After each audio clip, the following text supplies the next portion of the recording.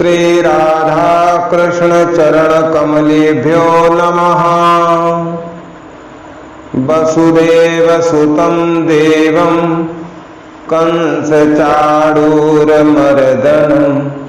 देवके परमानंदं कृष्णं वंदे जगद्गुरुं।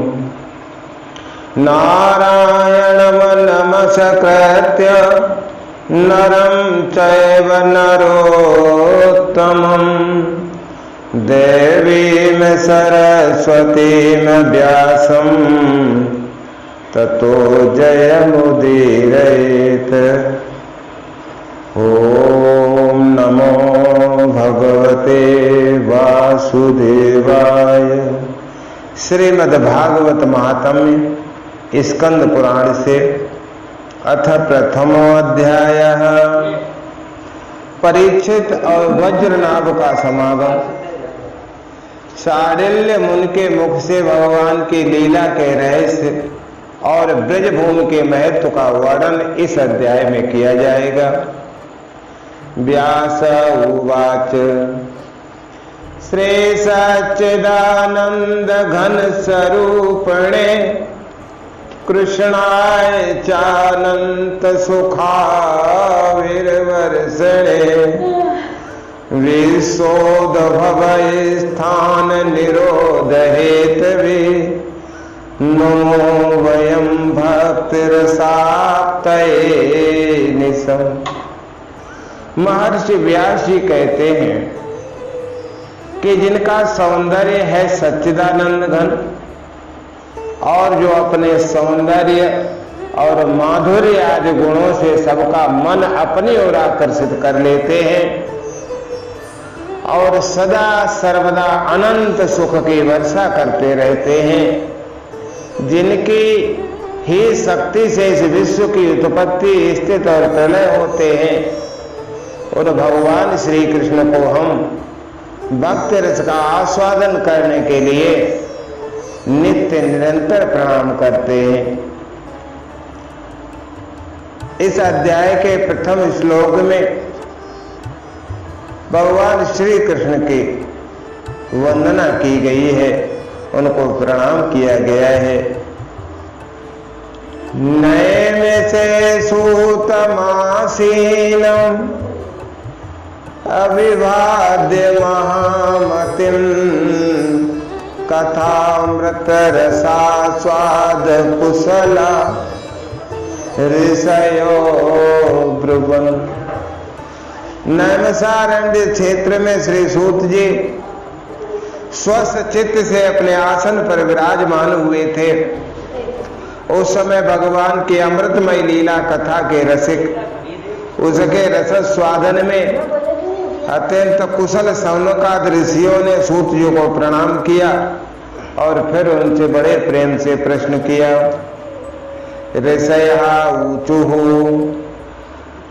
वज्रं श्रीमाथुरे देशे स्वपौत्रं हस्तिनापुरे अविषेच्य गते राज्ये तौ कथं किंच चक्रतु।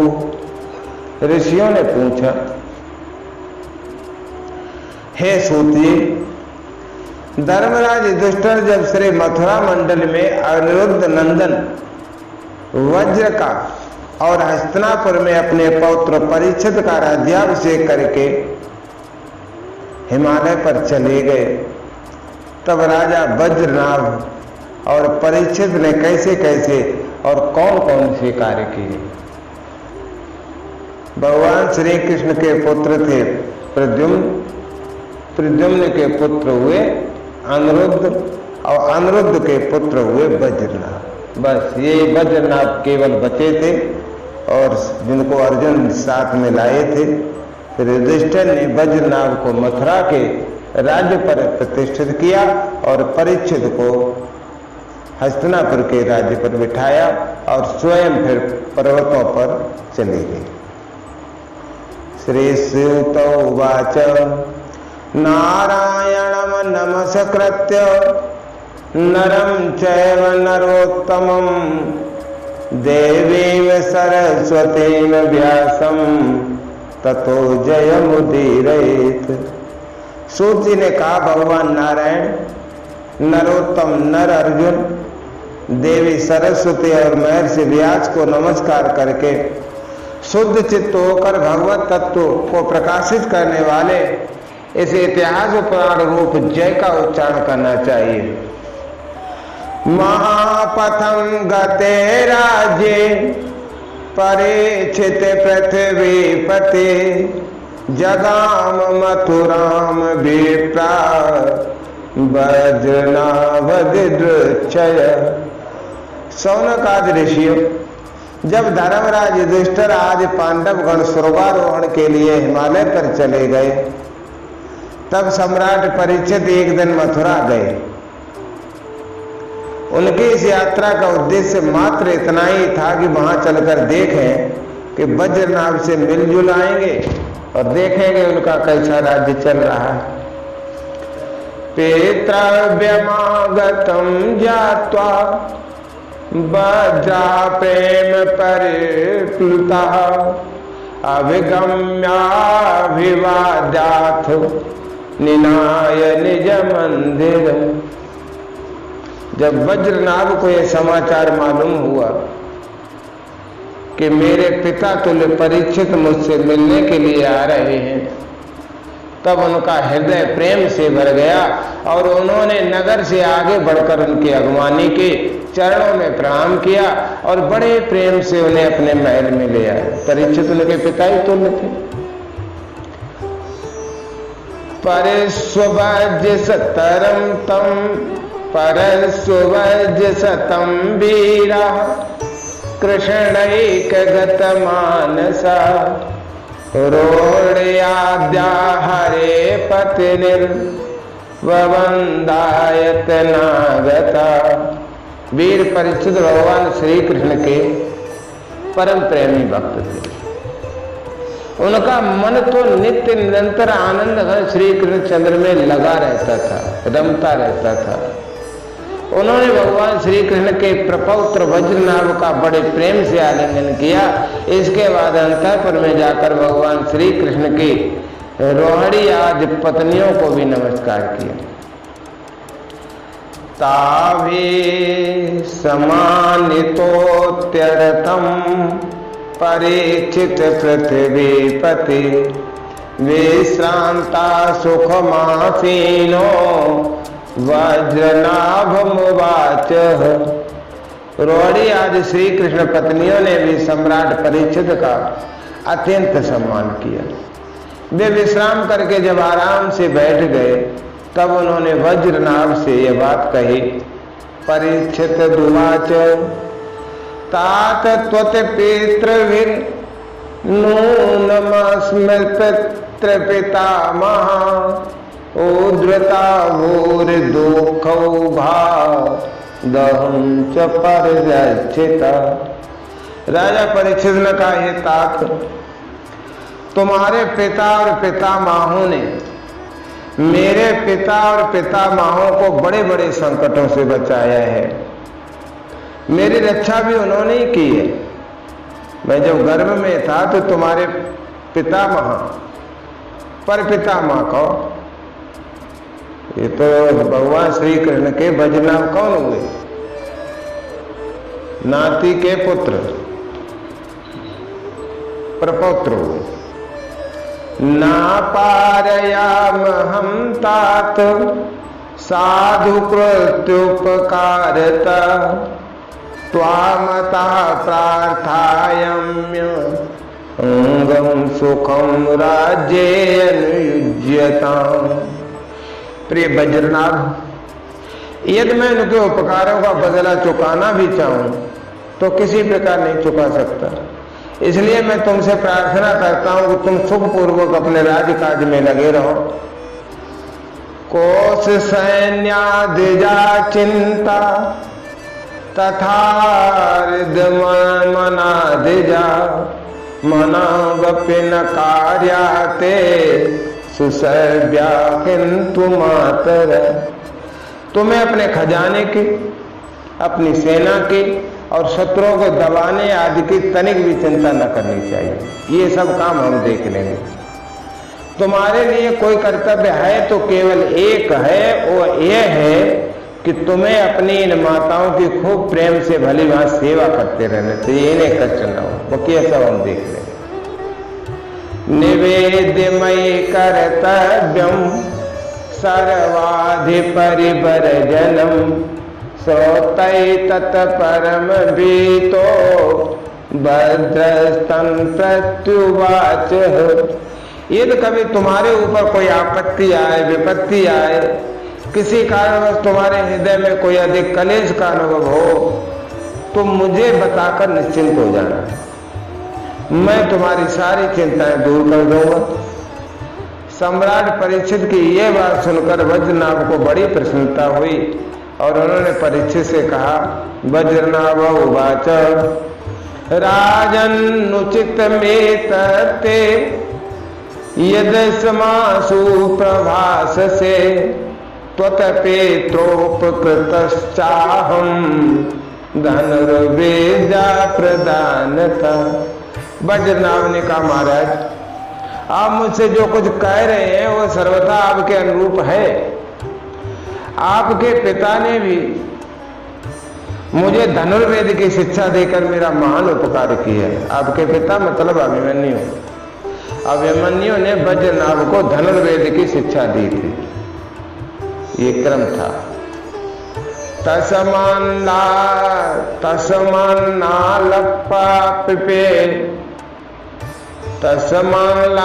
तस्मान्नालपापे में चिंता छात्रम दृढ़मुपेयसु किंतु एका परमा चिंता तत्र किंचिद विचार्यत।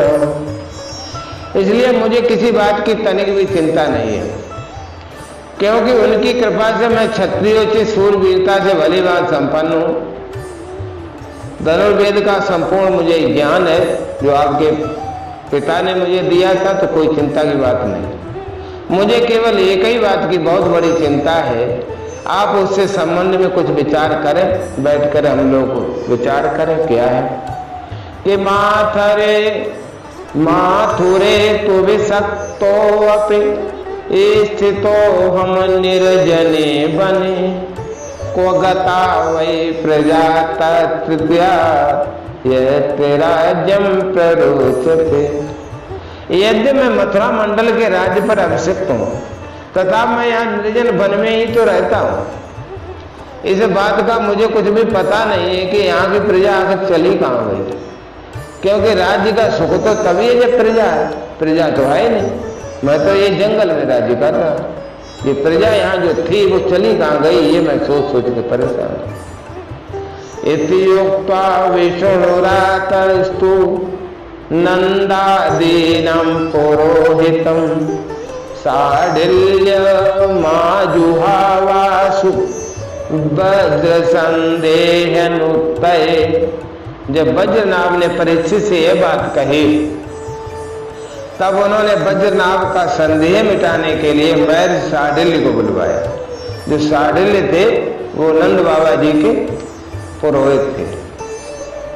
यही मैर साडिल्य पहले नंद आदि गोपों के पुरोहित हुआ करते थे। अथोटजम विहायासु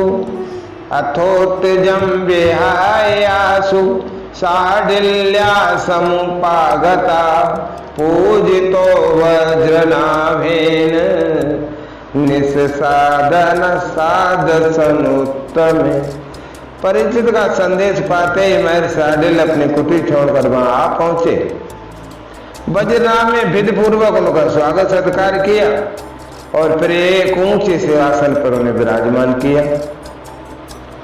उपोद्धातम विष्णुरातश्च चकारासु ततस्त्वसौ उवाच परम प्रीतस्ताबुभौ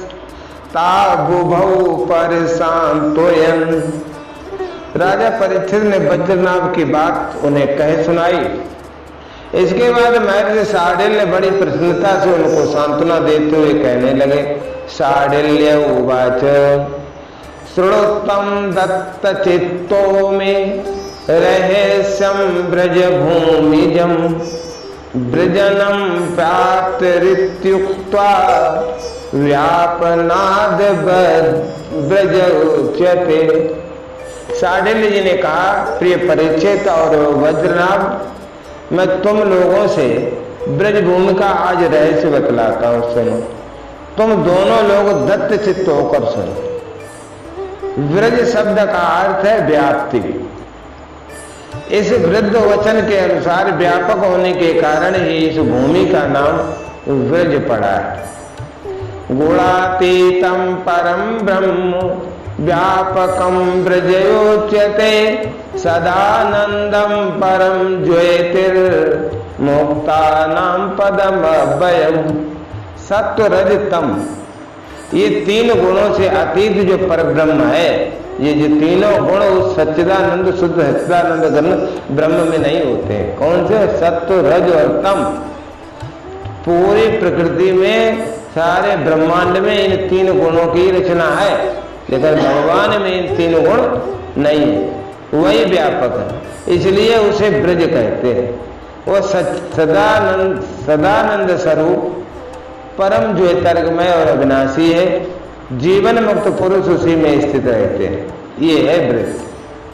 तस्मिन् नंदात्मजा कृष्ण सदानंदांग विग्रह आत्मा रामश्चाप्त कामा प्रेमाप्तैरनुभूयते। इसे परम ब्रह्म स्वरूप ब्रजधाम में नंद नंदन भगवान श्री कृष्ण का निवास है।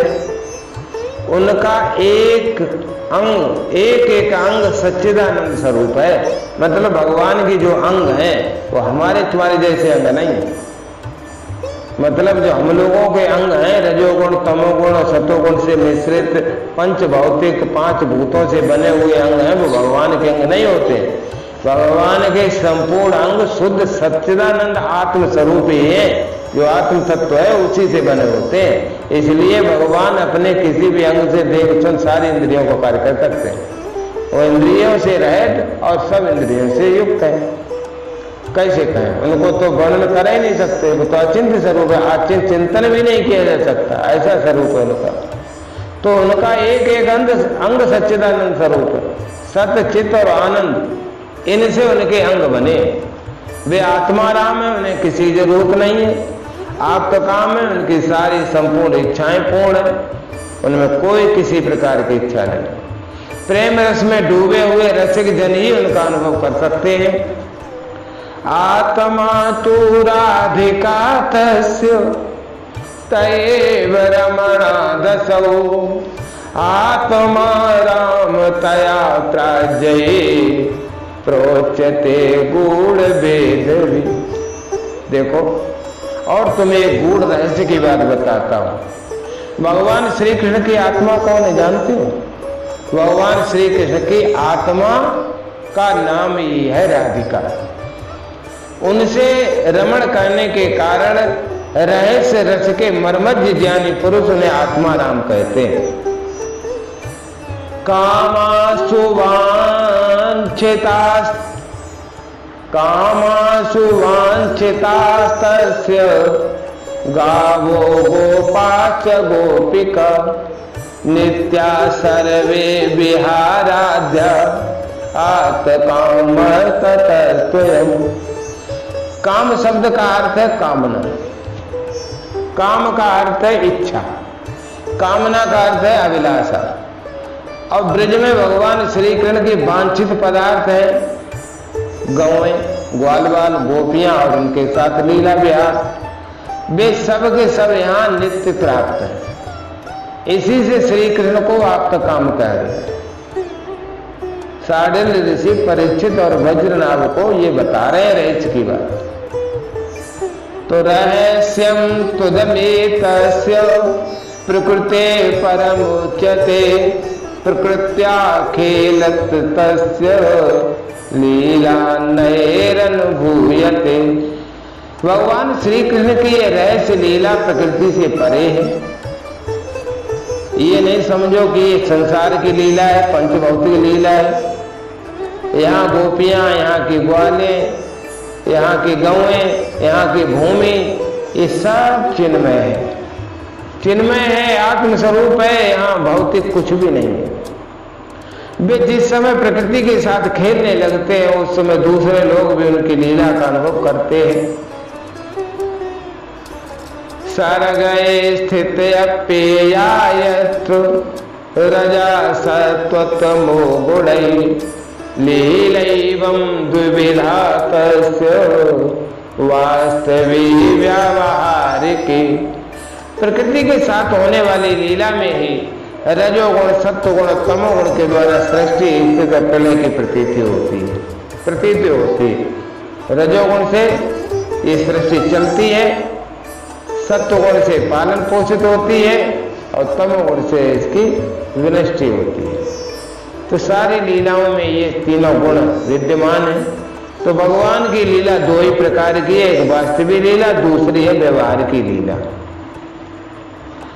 वास्तवे तत् स्वयं संवेद्य जीवानाम व्यवहार के आद्यम बिना द्वितीयानाद्यगा क्वचित। सुनो कितनी गहरी बात। भगवान की दो लीला बताई गई, एक है वास्तविक लीला, एक है व्यवहारिक लीला। तो जो वास्तविक लीला है तो स्वयं वैद्य को तो भगवान ही जाने, और उसे भगवान और उनके रसिक जन, भक्त जन ही जानते हैं जो उनकी लीला में उस लीला क्षेत्र में प्रवेश हो जाते हैं। उस लीला में समय नहीं है, ध्यान रखना। उस लीला में भूत, भविष्य और वर्तमान नहीं है, समय से परे की लीला है। वहां सब कुछ वर्तमान ही है, सब कुछ सामने है। वहां भूत पता नहीं, वहां समय ही नहीं है, उनमें तीनों गुण नहीं है। वहां संसार के जितने जिनसे ये संसार चल रहा है ये तत्व उसमें पाए नहीं जाते। तो वहां तो जो पहुंच गया वही जानता हो। दूसरी लीला है व्यवहारिक लीला, जो चल रही है संसार में। जीवों के सामने जो लीला होती है वो है व्यवहारिक लीला। वास्तविक लीला के बिना व्यवहार की लीला नहीं हो सकती, परंतु व्यवहार की लीला का वास्तविक लीला के राज्य में कभी प्रवेश भी नहीं हो सकता। जो व्यवहारिक लीला है वो वास्तविक लीला में कभी प्रवेश नहीं कर पाती। ये समझ लो। बहुत ऊंची बात कह रहे हैं, साटली से बता रहे हैं, बहुत रहस्य की बात समझा रहे हैं बद्रीनाथ को और परीक्षित को। इव और गोचरेयम तु तल्लीला व्यवहारिके यत्र भूरादयो लोका भुवि माथुर मंडल। तुम दोनों भगवान की जिस लीला को देख रहे हो, ये लीला कौन सी है? ये उनकी व्यवहार की लीला है। ये पृथ्वी और स्वर्ग आदि लोक इस लीला के अंतर्गत ही। व्यवहार लीला में ब्रह्म लोक तक, ब्रह्मा जी के लोग, पितर लोग, भुवा लोग, स्वा लोग, जितने लोग हैं, ये 14 भुवन, 14 लोग, ये सब भगवान की व्यवहारिक लीला है। इसी प्रकार पृथ्वी पर ये मथुरा मंडल जो है वो भी भगवान की व्यवहारिक लीला में आता है। अत्रैव ब्रजभूमि सा यत्र त्वं सुगोपितं वासिते प्रेम पुराणानां कदाचिदपि सरगता। यही वो ब्रजभूमि है जिसमें भगवान की वो वास्तविक रहस्य लीला गुप्त रूप से होती रहती है। आज भी होती है, हमेशा होती रहती है। वो कभी कभी प्रेम पूर्ण हृदय वाले रसिक भक्तों के सामने प्रकट भी हो जाती है, उन्हें दिखने लगती है। जो भगवान अपने में मिलाना चाहते हैं जिन्हें, उन भक्तों को वो लीला दिखाई देने लगती है स्पष्ट, तो उन्हें वो दिव्य ब्रज स्पष्ट हो जाता है। कदाचित द्वापरस्यान्ते रवो लीलाधिकारिण समवेता यदा त्रयस्योर् यथेदानीं तदा हरि स्वयं सहावतरेत स्वेषु समावेशार्थमिति सिद्धः तदा देवादयोऽप्य अन्ये वितरन्ति समन्तता। देखो, कभी 28वें द्वापर के अंत में जब भगवान की रहस्य लीला के अधिकारी भक्तजन यहाँ एकत्रित होते हैं, एक मनवंतर में 71 बार द्वापर आता है, 71 बार, 71 बार चारों युग आते हैं, तभी एक मनवंतर काल पूरा होता है। तो 71वें में 78 में 28वें द्वापर के अंत में भगवान ने प्रकट हुए थे, ये लीला की थी। अब किसी द्वापर में नहीं आएंगे। एक मनवंतर में कभी कभार लीला होती है और वो 28वां मनवंतर ही चल रहा है, 28वां युग चल रहा है, ये 28वां ही कलयुग चल रहा है। 28वां द्वापर अभी खत्म हुआ और ये 28वां ही कलयुग चल रहा है। अभी 71 बार ये सारे युग आएंगे, चार, तो 71 बार आते हैं चारों युग, तभी एक मनवंतर होता है। समझो बात। और समझो, तो 28वें द्वापर के अंत में जब भगवान की रहस्य लीला के अधिकारी भक्तजन इकट्ठे हुए, जैसा कि इस समय भी कुछ काल पहले हुए थे, उस समय भगवान अपने अंतरंग प्रेमियों के साथ अवतार लेते हैं। उनके अवतार का ये प्रयोजन होता है कि रहस्य लीला के अधिकारी भक्तजन भी अंतरंग परिकरों के साथ सम्मिलित होकर लीला रस का आस्वादन कर सके। इस प्रकार जब भगवान अवतार ग्रहण करते हैं उस समय भगवान के अभिमित प्रेमी देवता भी और ऋषि आदि भी सब ओर से अवतार ले लेके भगवान के चारों तरफ आ जाते हैं।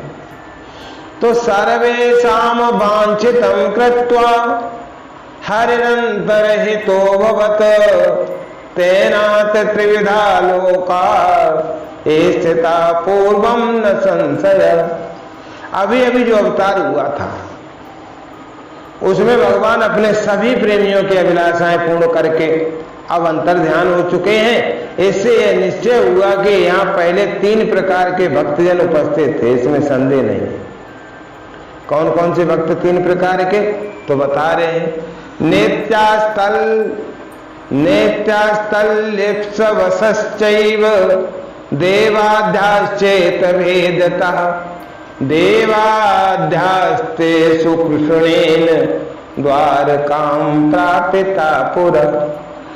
तो उन तीनों में प्रथम तो उनकी श्रेणी है जो भगवान के नित्य अंतरंग पार्षद है, बिल्कुल नजदीक के पार्षद है, जो उनके पास ही रहते हैं, जिनका भगवान से कभी वियोग होता ही नहीं है। दूसरे वे हैं जो एकमात्र भगवान को पाने की इच्छा रखते हैं, उनके अंतरंग लीला में अपना प्रवेश चाहते हैं। तीसरी श्रेणी में आते हैं देवता, देवता आते हैं तीसरी श्रेणी। इनमें जो देवता आदि के अंश से अवतीर्ण हुए थे उन्हें भगवान ने ब्रजभूमि से हटाकर पहले ही द्वारका पहुंचा दिया। ब्रजभूमि में उन लोगों को नहीं रखा जो देवताओं के अंश से आए थे। जो देवताओं के अंश से प्रकट हुए थे उन सबको हटाकर भगवान द्वारिका ले गए, और जो भगवान के ही अंतरंग लीला के थे वो ब्रज में रहे, वो कहीं नहीं गए। ये रहस्य की बात है, समझ लो। जो भगवान के अंतरंग जैसे मैया जसोदा, नंद बाबा, उनके ग्वाल बाल और गोपियां और भी उनके सब जो है वो सब वही रहते हैं, उनको कोई हानि पहुंचा ही नहीं सकता, वो भगवान के अंतरंग लीला में। पुनर्मौसल मार्गेण स्वाधिकारेषु चापिता तल्लत्सुंस सदा कृष्ण प्रेमानंदैक रूपेण विधाय सूर्य नित्येषु समावेशितवांस्तदा नित्या सर्वेप्य योगेषु दर्शना भवतां गता। फिर भगवान ने ब्राह्मण के शाप से उत्पन्न मूसल को निमित्त बनाया और बना करके युद्धकुल में अवतीर्ण देवताओं को स्वर्ग भेजने की व्यवस्था कर दी। बनाए, मूसल भी बना दिया और ब्राह्मण से शाप दिला दिया, और फिर युद्धकुल में जो जितने उत्पन्न हुए थे वे सब थे देवता। अब उन्हें तो भेजना है स्वर्ग में, तो जाए कैसे? स्वर्ग का काम अधूरा पड़ा, अलग अलग पदों पे बैठे। तो उन सब देवताओं को उन्होंने उसके माध्यम से स्वर्ग भेज दिया और पुनः अपने अपने अधिकार पर जा करके अपने अपने पदों पर स्थापित हो गए। जिन्हें एकमात्र भगवान को ही पाने की इच्छा थी उन्हें प्रेमानंद स्वरूप बनाकर श्री कृष्ण ने सदा के लिए अपने नित्य अंतरंग पार्षदों में सम्मिलित कर लिया। जो नित्य पार्षद हैं वे यद्यपि यहाँ गुप्त रूप से होने वाली नित्य लीला में सदा ही रहते हैं, परंतु जो उनके दर्शन के अधिकारी नहीं है ऐसे पुरुषों के लिए वे भी अदृश्य हो गए, वो सबका वो दिखाई नहीं देते, रहते वही। समझो, व्यवहारिक लीलास्था तत्रयन्नाधिकारेण पश्यन्यत्रागता तस्मिन् निर्जनत्वं समन्तता। तो जो लोग व्यवहारिक लीला में स्थित हैं वे नित्य लीला का दर्शन पाने के अधिकार नहीं रखते। जो व्यवहार में लगे हुए हैं वो नित्य दर्शन लीला में नहीं जाते, जा ही नहीं पा सकते। इसलिए यहाँ आने वालों को सब वो निर्जन वन सोना ही सोना दिखाई देता है। अब यहाँ जो लोग आए उस समय जंगल ही जंगल था, कुछ नहीं था। जैसे आप लोग वहाँ भीड़ दिखाई दे रही है, सब बहुत कुछ हो गई, नई सड़कें बन गई, सब बन गया, लेकिन अभी भी वो वृंदावन नहीं दिखाई देता जो भगवान वाला। अब तो ये कंक्रीट वाला वृंदावन दिखाई देने लगा, लेकिन ये वास्तविक वृंदावन नहीं है, क्योंकि वे वास्तविक लीला में स्थित भक्तजनों को देख ही नहीं सकते। हम लोग मीरा ने देखा था वास्तविक, गया प्रसाद पंडित जी ने देखा था, और जो संत थे इन लोगों ने देखा है वास्तविक। तो जो देखा सो, जैसे श्रीनाथ जी के 8 भक्त सूरदास थे, कुम्मन दास थे, और जितने जो गोविंद दास थे, और उनके गुरु जी जो थे, ये सब उसी लीला के आदमी थे, उन्होंने देखा था, वो उसमें चले गए थे। तस्मा चिंता नते कार्या वज्रनाभ महामदा जया वासायात्र बहून ग्रामान संसिद्धस्ते भविष्यति। इसलिए हे वज्रनाभ, तुम्हें तनिक भी चिंता नहीं करनी चाहिए। तुम ऐसा करो, मेरी आज्ञा से यहाँ बहुत से गांवों को बसाओ, इससे निश्चय ही तुम्हारे मनोरथों की सिद्धि होगी। तुम अपना पैसा लगा के गांव बसाओ, घर बनवाओ, मकान बनवाओ, लोगों को रहने की व्यवस्था करवाते। पहले लोग बसाने के लिए ले जाते थे, हमारे गांव बस जाओ भाई, तुम्हें इतनी सुविधा, इतनी जमीन, इतना मकान देंगे, बस जाओ। हाँ, अब तो भगाते। कृष्ण लीलानुसारेण कृत्वा नामान सर्वथा त्वया वासयता ग्रामान संसेव्या भूरयं पर। भगवान श्री कृष्ण ने जहाँ जैसी लीला की है उसके अनुसार उस स्थान का नाम रखकर तुम अनेकों गांव बसाओ। ये काम करो, जहाँ भगवान ने जो लीला की उसी के नाम पर गांव बसा दो। इस प्रकार दिव्य ब्रजभूमि का भली भांति सेवन करते रहो, ये काम शुरू करो। अब ये सब बनाए स्थान ये नहीं बनाए, परीक्षित और वज्रनाभ ने पहले जो कुछ न रहते। देखो कौन कौन से गांव बसाए इन्होंने, दोनों लोगों। गोवर्धने दीर्घपुरे मथुरायाम महावने नंदीग्रामे बृहत्सानौ कार्या राज्य स्थित स्तुया। गोवर्धन, दीर्घपुर, दीर्घपुर जिसको डींग कहते हैं, आजकल डींग है, पहले दीर्घपुर था। मथुरा, महावन, गोकुल, नंदीग्राम, नंदगांव, और बृहत्सानपुर, बरसाना आदि में तुम्हें अपने लिए छावनी बनवानी चाहिए, अपने सैनिक बनाओ और वहीं गांव बसाओ। नद्यद्रोणि कुंडादि कुंजान संसेवतस्तव राज्ये प्रजा सुसंपन्न नास्तम च प्रीतो भविष्यसि। उन स्थानों में रहकर भगवान की लीला स्थल, नदी, पर्वत, घाटी, सरोवर और कुंड तथा कुंजवन आदि का सेवन करते रहना चाहिए। ऐसा करने से तुम्हारे राज्य में प्रजा बहुत ही संपन्न होगी और तुम भी अत्यंत प्रसन्न रहोगे। सच्चिदानंद भूरेशा त्वया सेव्या प्रयत्नता तब कृष्ण स्थलान्यत्र स्फुरन्तु मधु अनुग्रहात्। ये ब्रजभूमि सच्चिदानंदमयी है, अतः तुम्हें प्रयत्न पूर्वक इस भूमि का सेवन करना चाहिए।